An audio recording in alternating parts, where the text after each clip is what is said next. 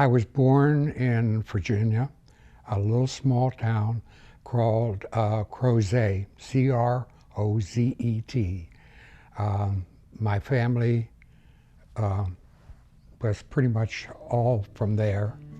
And then we moved to Washington, D.C.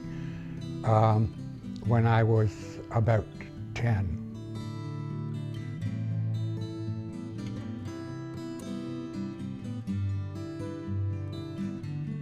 I was stationed in Korea with UNCRA and United Nations Korea. And it was a medical group that I was with. And I was a secretary in the Army. I met a Russian. Her name was Irene, and she owned a restaurant. Everybody that was anybody went there. One evening, Josephine Baker showed up. She was then doing her world tour, and she said to Irene, I'm having a small problem with some of my clothes. They need some minor repairs. Do you know anyone that could do it? And Irene said, well, I know this, pardon, this sweet boy, and I could put you together here with him. He's very, very good. I met Josephine. I did the work for her, and she said to me, you know, you really ought to be in show business.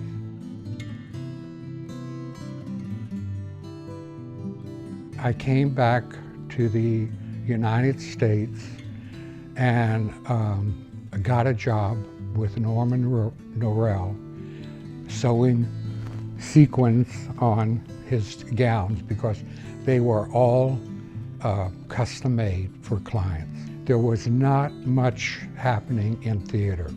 I had done a couple of things. The most prestigious for me was Julius Monk at Plaza 9.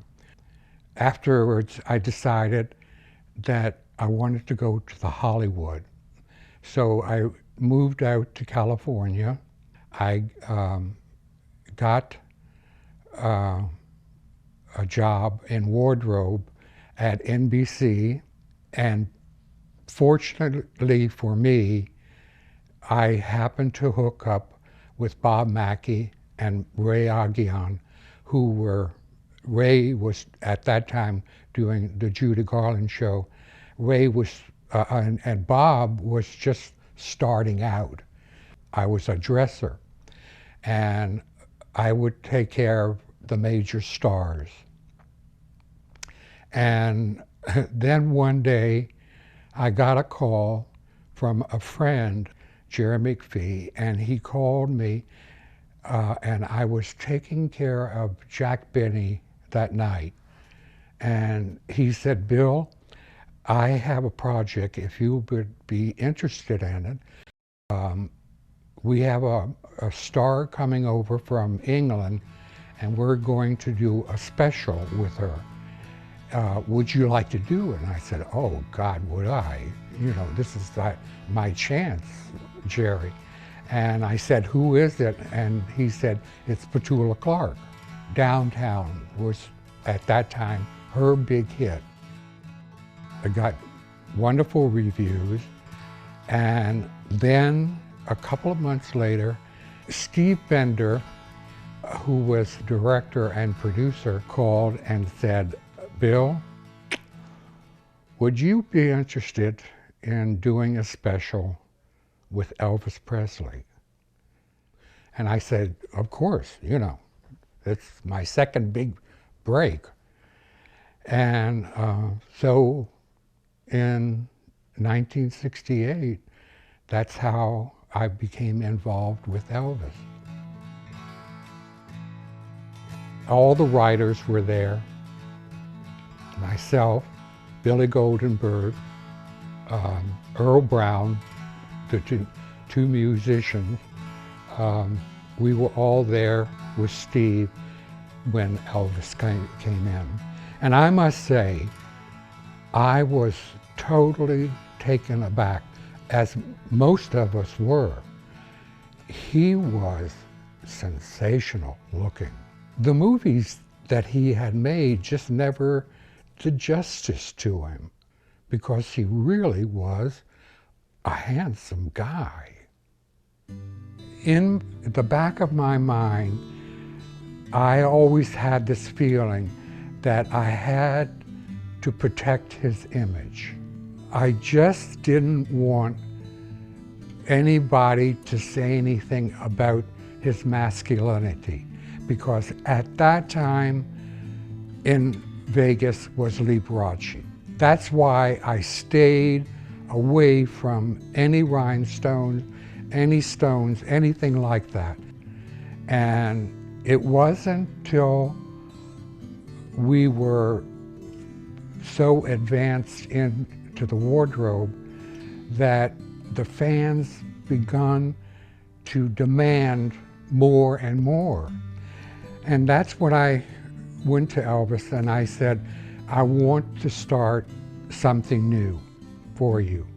That's when I knew that we were okay.